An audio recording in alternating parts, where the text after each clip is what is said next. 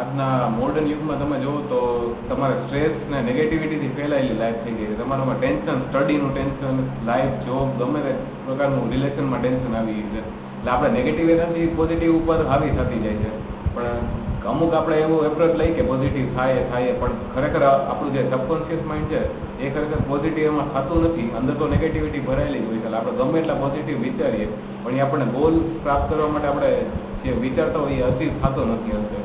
એટલું એટલે જે આ શિબિરમાં આવ્યા પછી મને એ જાણવા મળ્યું કે આપણે ખરેખર આ નેગેટિવિટીને કાઢવી કઈ રીતે. પહેલાં હું પોઝિટિવ તો ઘણું વિચારતો પણ એના જે પરિણામ જે જોતા હોય એ મળતા નહીં, જે મને રિઝલ્ટ કે ગોલ મેં નક્કી કર્યો હોય એ.